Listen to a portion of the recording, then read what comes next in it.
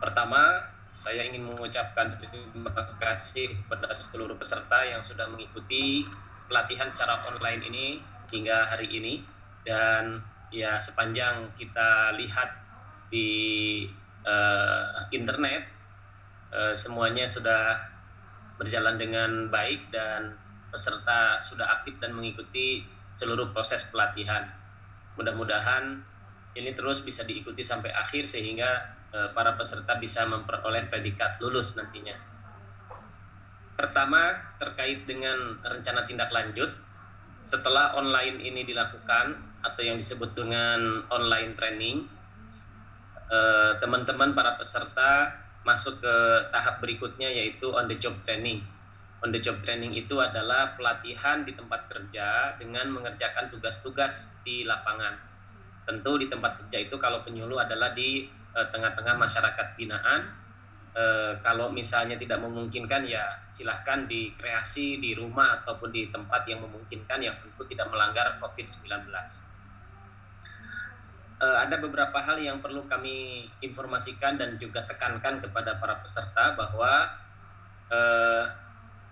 penilaian Bapak Ibu itu terdiri dari 3 aspek. Pertama, dari sisi sikap yang meliputi kedisiplinan dalam mengikuti pelatihan ini, karena kehadiran Bapak Ibu tercatat secara sistemik atau dalam sistem PJJ Teknis Kemenag.net.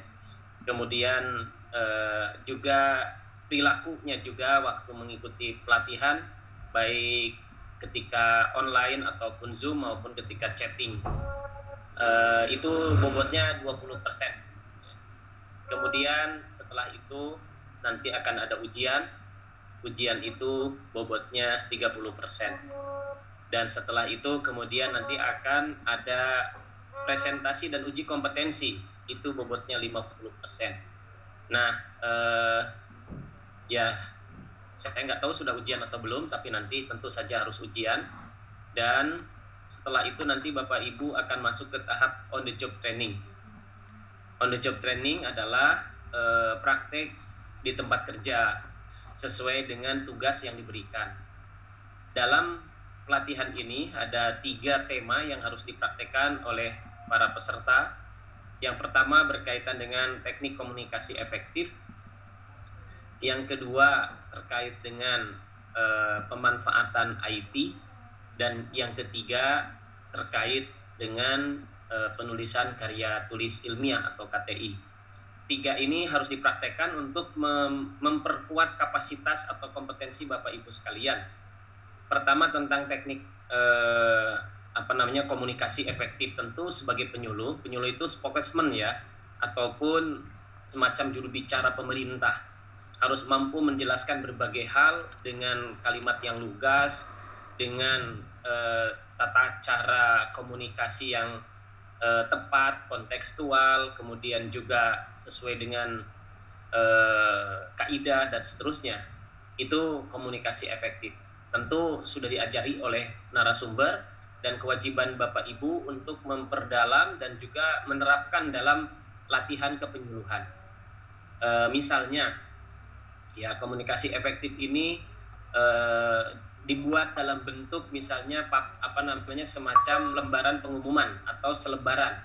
Itu kan juga mengandung informasi di dalamnya dan akan terlihat efektif atau tidak berdasarkan susunan kalimat yang dibuat.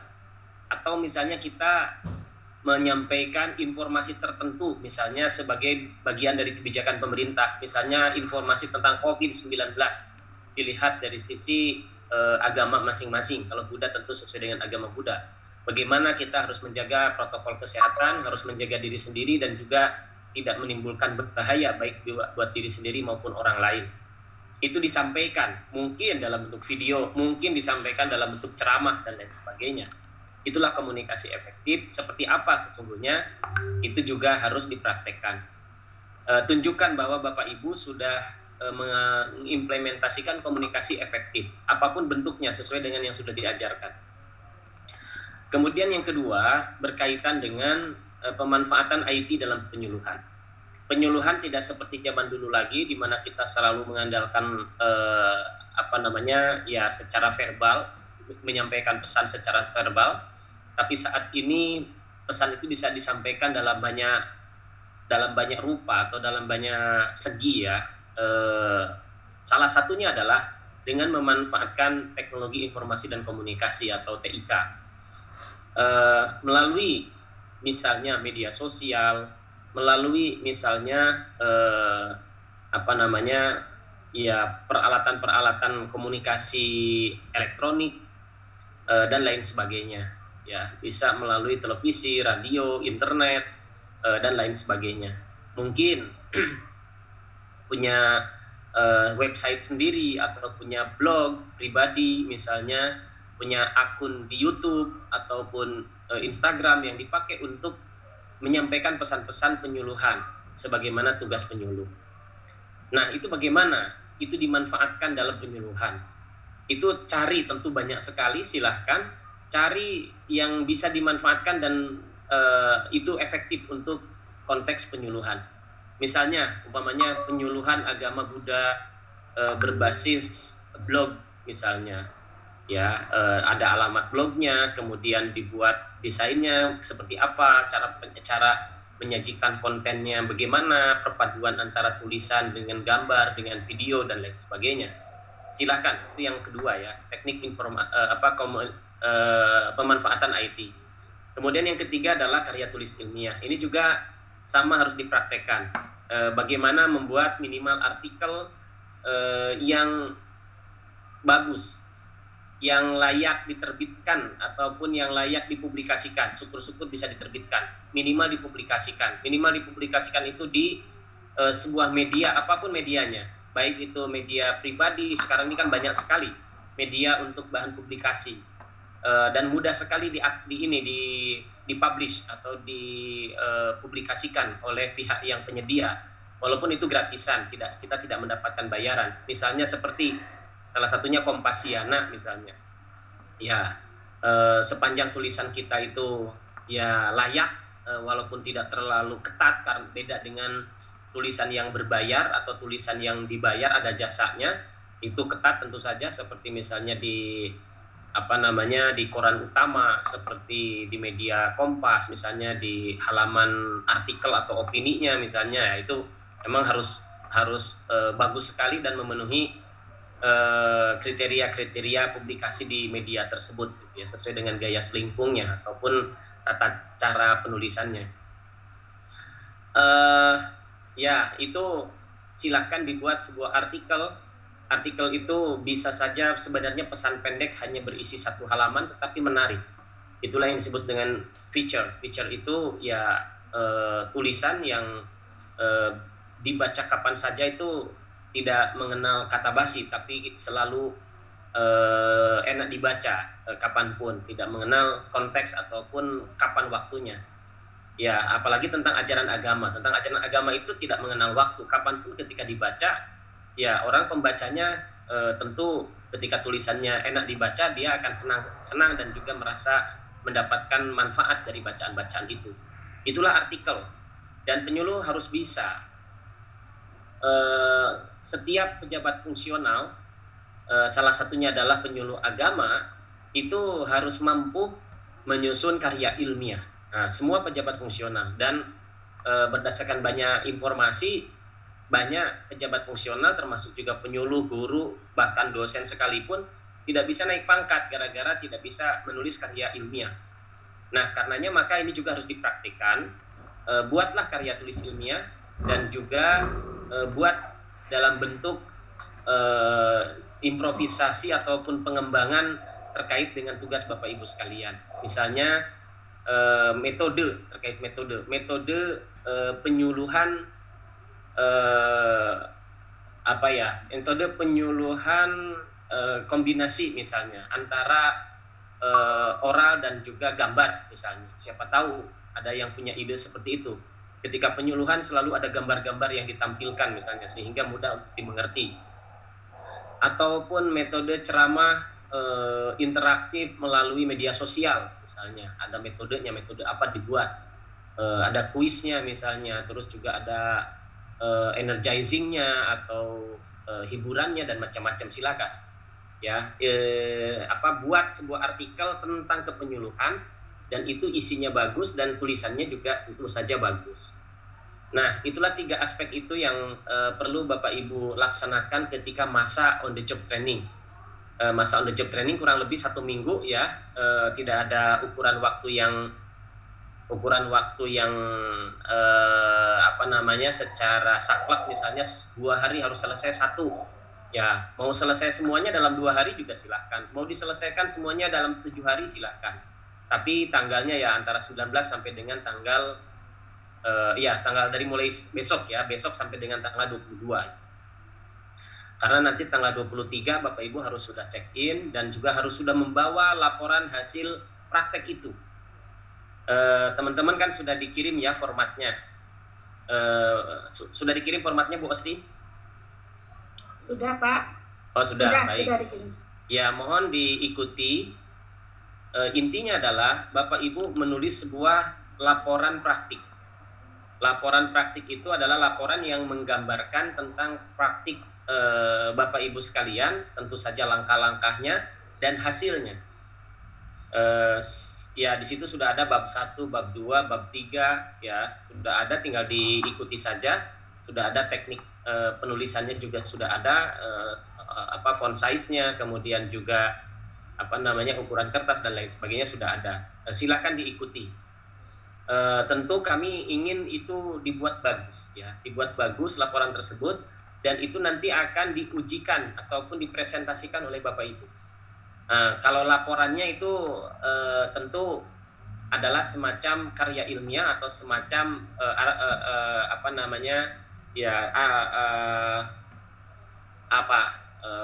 makalah ya, saya ingin mengatakan makalah susah.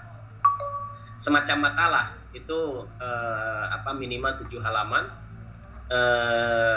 tapi maksimalnya silahkan tidak terbatas ya, semacam makalah. Tapi makalah itu adalah cerminan ataupun deskripsi dari apa yang Bapak Ibu praktekkan untuk 3 hal, yaitu yang pertama adalah tentang komunikasi efektif, kemudian yang kedua tentang pemanfaatan IT, dan yang ketiga tentang artikel karya tulis ilmiah.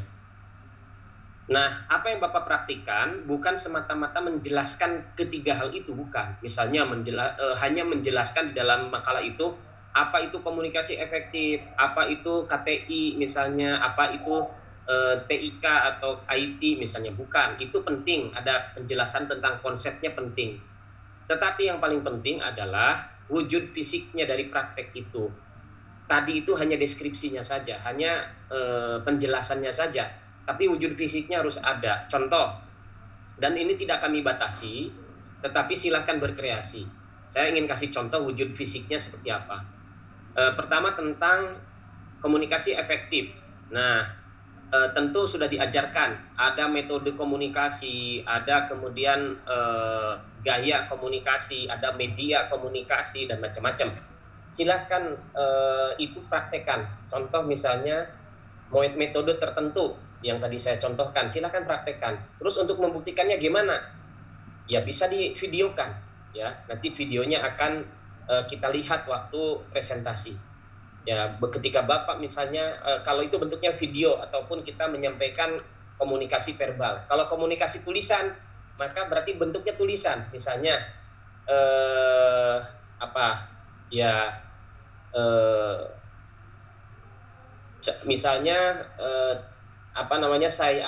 seperti pengumuman ya, atau semacam pamflet. Nah, misalnya, karena salah satu media komunikasi efektif kan pamflet salah satunya. Misalnya menjelaskan COVID-19 menurut perspektif agama Buddha melalui pamflet. Nah, misalnya itu kita ingin menjelaskan, di situ ada gambar, di situ ada kutipan kitab suci, di situ ada kalimat-kalimat yang kita buat supaya pembaca itu jadi yakin dan jadi mau misalnya divaksin atau mau menerapkan protokol kesehatan melalui pamflet.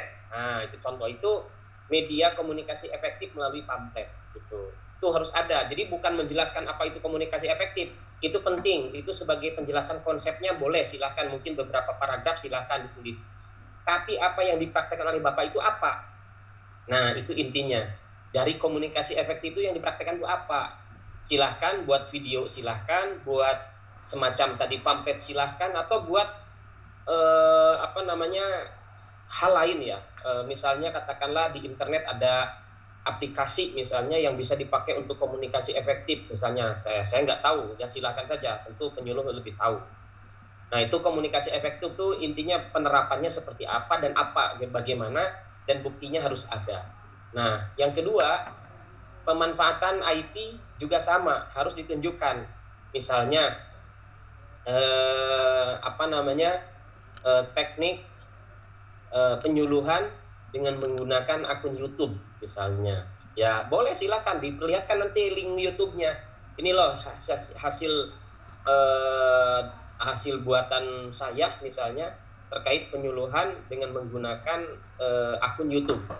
Tata caranya di situ disebutkan, di situ ada video singkatnya misalnya yang menjelaskan bagaimana cara membuatnya dan seterusnya. Terus hasilnya juga ada. Jadi orang nanti bisa melihat penjelasan dari kita sebagai penyuluh itu melalui akun YouTube. Contoh ya. Atau misalnya menggunakan IT lainnya, katakanlah mengecek misalnya tata cara mengecek berita hoax atau bukan misalnya. Nah, kita buat itu dalam bentuk misalnya apakah flowchart, apakah misalnya animasi atau lainnya gitu kan, seperti itu, silahkan. Itu contoh yang terkait tentu saja dengan tugas penyuluh. Atau bisa jadi yang simple, umpamanya ada yang mau simple misalnya teknik penyuluhan berbasis PowerPoint. Nah, walaupun PowerPoint ini udah biasa lah, semua orang tahu gitu. Ya itu contoh saja. Atau teknik penyuluhan melalui pesan audio misalnya, melalui audio. Nah, cara membuatnya seperti apa dan hasilnya seperti apa. Jadi cara membuat dan hasilnya seperti apa itu penting diungkapkan dan ditunjukkan. Dan yang terakhir tentang artikel, ya silahkan bagaimana Bapak Ibu berproses membuat artikel, silahkan gambarkan prinsip-prinsipnya seperti apa, dan kemudian artikelnya benar-benar ada, seperti bentuk wujud fisik artikelnya ada. Inilah artikel yang dibuat oleh Bapak Ibu selama masa on the job training.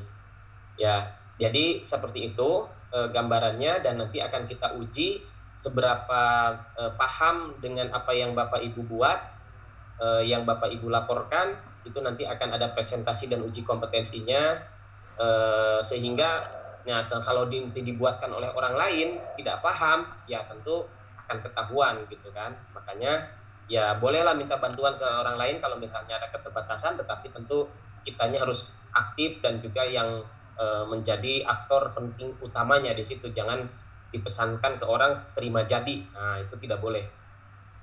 Baiklah, itu arahan kami, dan barangkali ada pertanyaan yang mau disampaikan, monggo silakan. Mohon izin Pak Sugio dari Balikpapan. Mohon izin Pak Abdul Salah, saya Pak Sugio dari penyuluh Kota Balikpapan. Sehubungan dengan job training ya, yang rencananya untuk seminggu ke depan itu kita praktek langsung, habis itu hasilnya disampaikan ke panitia, atau modelnya seperti apa Pak? Atau kita membuat kayak semacam makalah, misalnya contoh moderasi beragama dalam agama Buddha, di situ kita bikin sebuah makalah tentang habis itu kita sampaikan ke panitia, itu seperti apa Pak? Mohon penjelasan. Terima kasih. Baik, ya terima kasih Pak Sugio. Jadi ini memang bentuknya bukan makalah, tapi walaupun ya mirip makalah tapi bukan makalah. Kenapa mirip? Ya karena ditulis secara akademik ya, jadi sehingga mirip makalah. Tetapi isinya bukan sebuah bukan sebuah konsep ataupun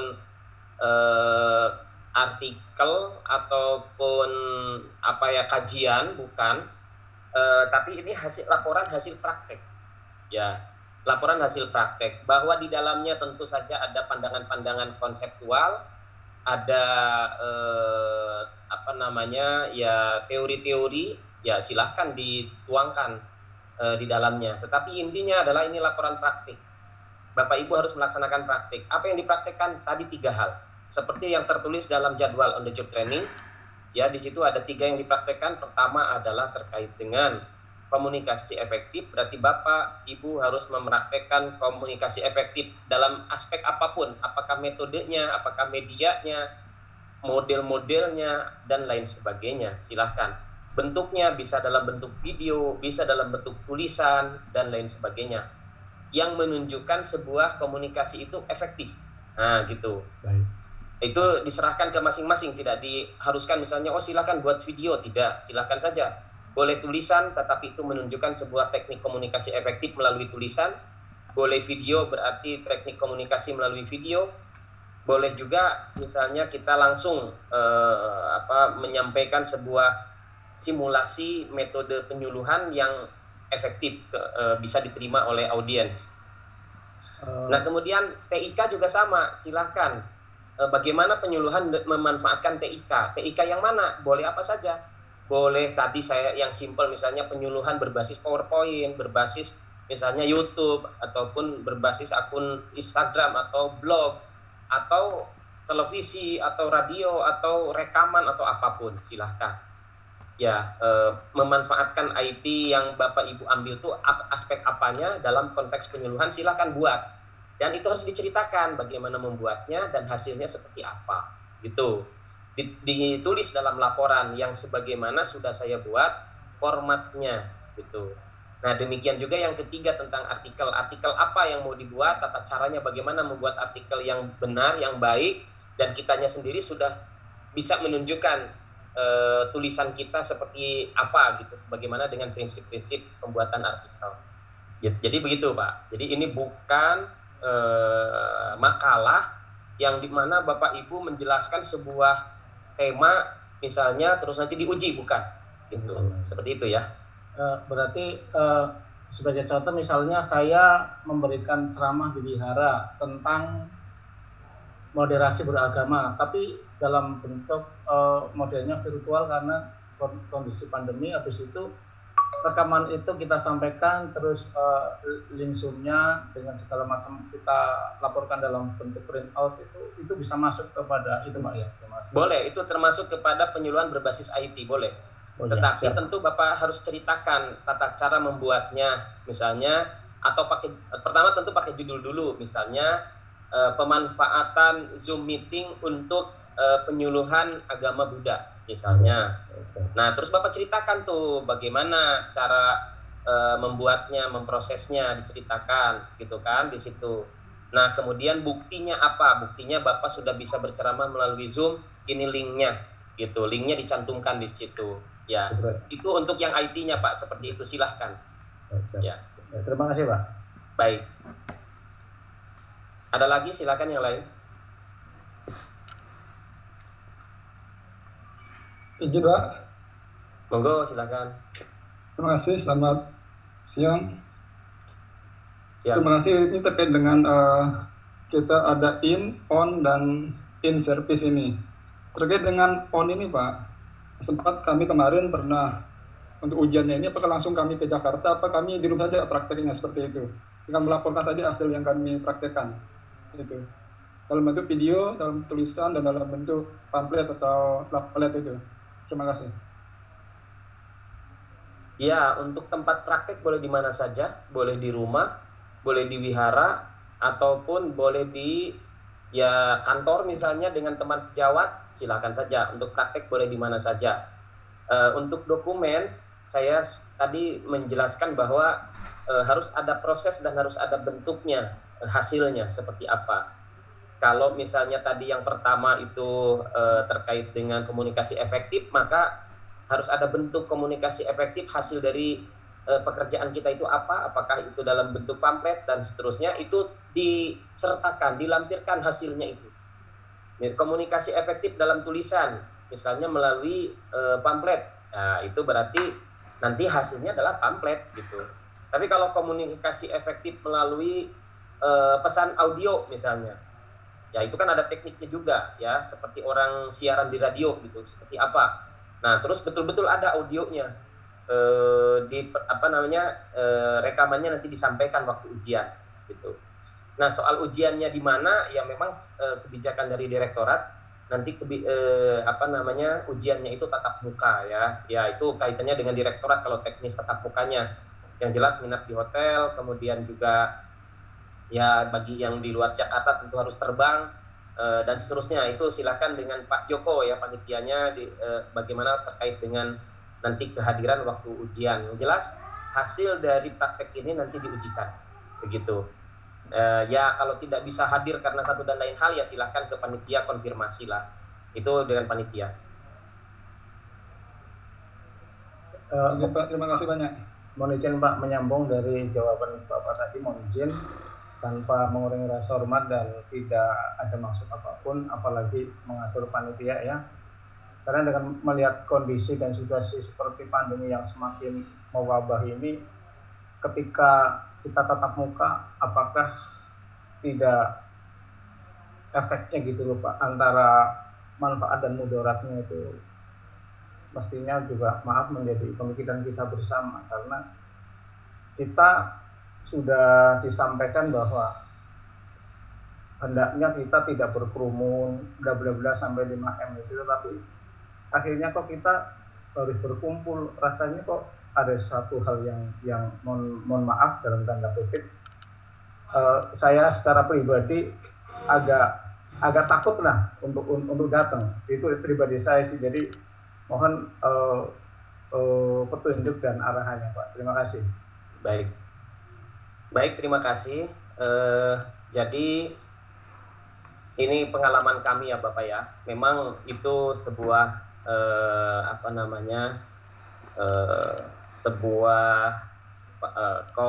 virus yang memang tidak bisa diprediksi dan juga tidak bisa kita lacak ada di mana, dengan ada di siapa, di dekat atau jauh, sehingga kapanpun bisa mengenai kita. Sehingga ketika di rumah, jangankan bepergian, di rumah pun juga sama kita bisa kena. Tapi tentu di rumah lebih aman bagaimanapun daripada bepergian. Namun berdasarkan pengalaman kami, ya kami melaksanakan pelatihan setelah 1 tahun ini sejak awal COVID itu sebagian besar online, tetapi tetap ada in-service trainingnya ataupun ada tatap mukanya.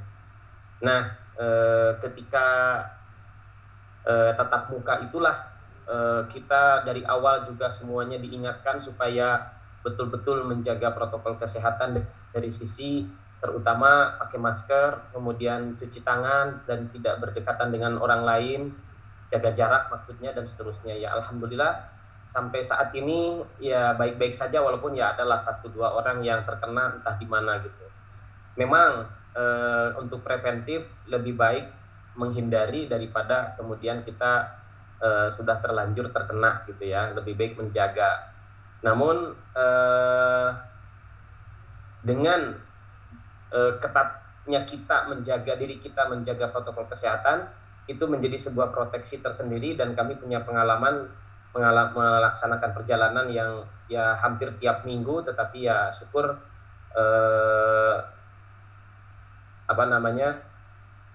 syukur semuanya baik-baik saja gitu. Namun apabila ada yang masih khawatir seperti Bapak tidak bisa datang, itu silahkan menghubungi direktorat ya, menghubungi direktorat. Kami tidak memaksa tentu saja, dan kami selaku penyelenggara diklatnya akan memfasilitasi dengan online apabila ada yang tidak bisa datang. Apabila ada yang tidak bisa datang, karena memang kami juga tidak bisa memaksakan.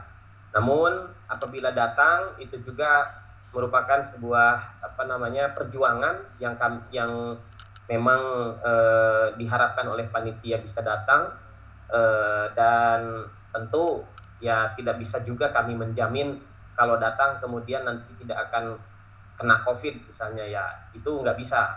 Dan kalau datang ya tentu itu juga dengan resiko yang ditanggung sendiri gitu ya. Seperti itu. Barangkali itu saja yang bisa saya sampaikan, karena saya sendiri tidak bisa memaksa di satu sisi, dan di sisi lain juga kalaupun tidak bisa ya kami fasilitasi dengan online. Tetap Bapak Ibu asalkan presentasi dan asalkan ada bukti laporannya, itu kami beri nilai, ya seperti itu.